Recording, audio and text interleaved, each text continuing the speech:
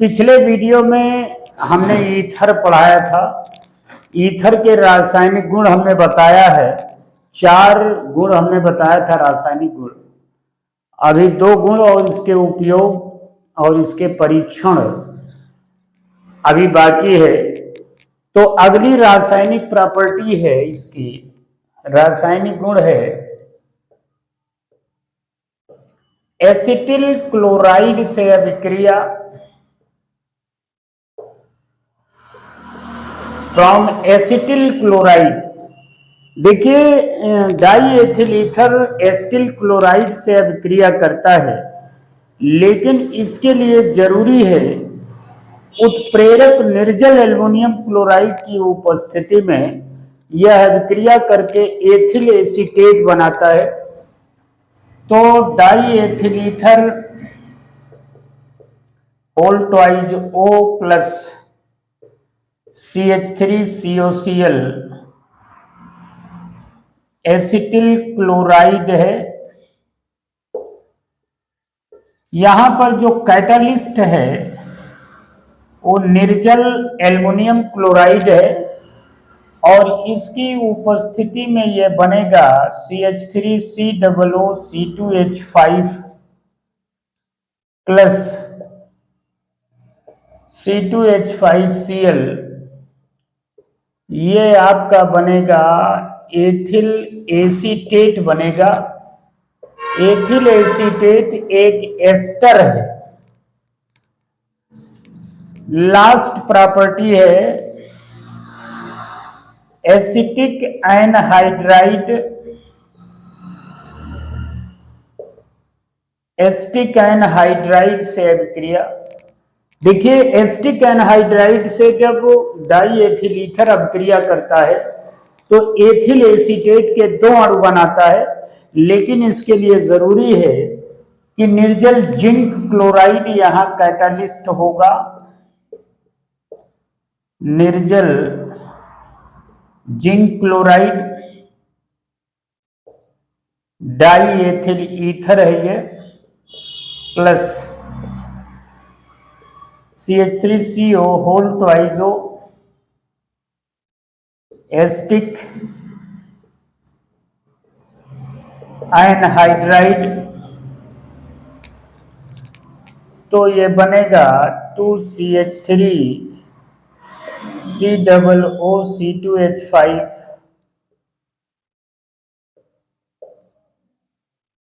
Ethyl acetate के 2 अणु बनाता है और एथिल एसीटेट एक एस्टर है।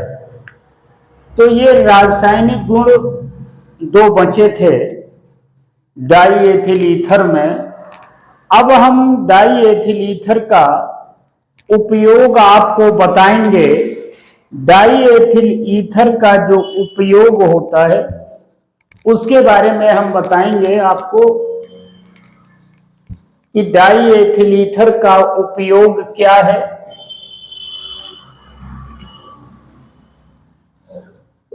देखिए, जो डाई एथिल ईथर का उपयोग जो है, use of die ethyl ether. Die ethyl ether का उपयोग जो है, सबसे पहला जो उपयोग है तेल वसा रेजिन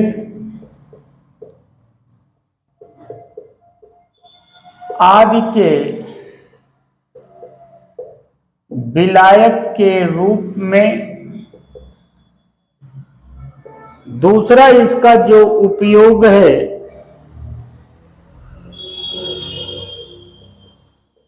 वो विलायक निष्कर्षण में। विलायक निष्कर्षण में। तीसरा इसका जो उपयोग है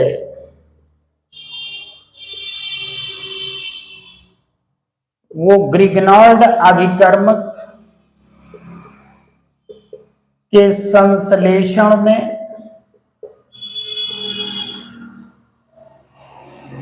चौथा जो है वो जनरल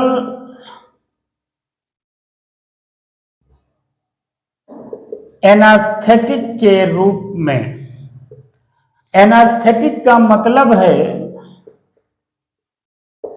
कि निश्चेतक के रूप में।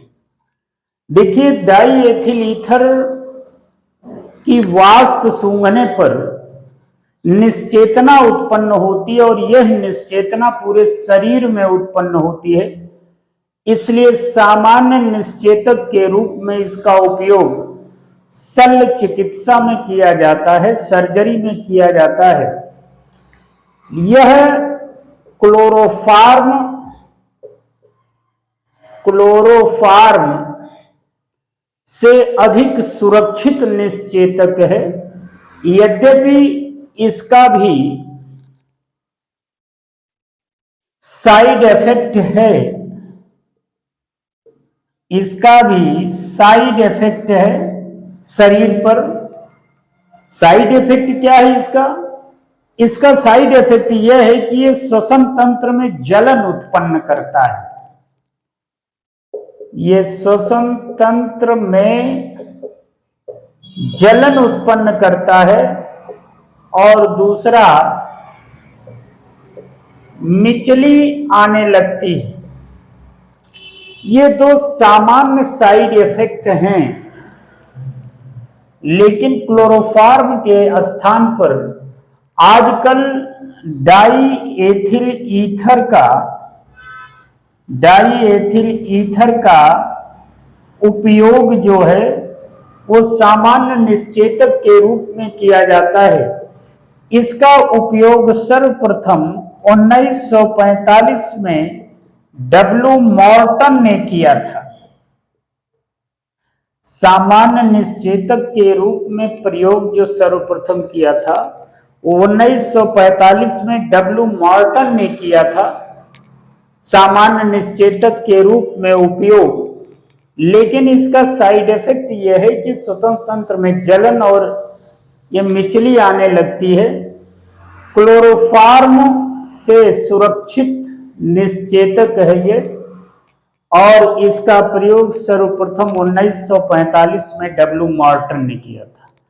तो ये उपयोग है डाई एथिल ईथर का तेल वसा रेजिन आदि के विलायक के रूप में, विलायक निष्कर्षण में, ग्रिग्नार्ड रिएजेंट या ग्रिग्नार्ड अभिकर्मक के संश्लेषण में, और जनरल एनास्थेटिक या सामान्य निश्चेतक के रूप में इसका उपयोग किया जाता है। अब प्रश्न ये उठता है कि जब इसका उपयोग सामान्य निश्चेतक के रूप में किया जाता है तो इसका शुद्ध रहना भी आवश्यक है, इसका शुद्ध होना भी आवश्यक है। तो डाई एथिल ईथर की जो शुद्धता का परीक्षण है, डाई एथिल ईथर की शुद्धता का परीक्षण जो है वो कैसे किया जाता है? देखिए, डाई एथिल ईथर की जो शुद्धता का परीक्षण है वो C2H5O, ये पोटेशियम आयोडाइड से किया जाता है। अगर आयोडीन मुक्त होती है,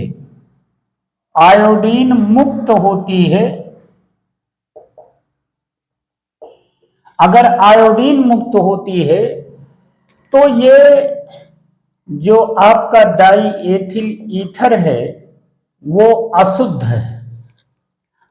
और यदि die ethyl ether potassium iodide के साथ अभिक्रिया करके I2 मुक्त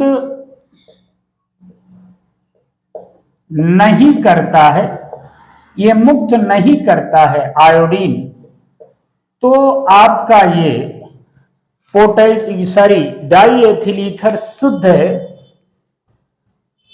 इसमें जो अशुद्धता होती है, इसमें अशुद्धि के रूप में जो होता है उसमें ईथर हाइड्रोपर ऑक्साइड होता है। जो अशुद्धि होती है इसमें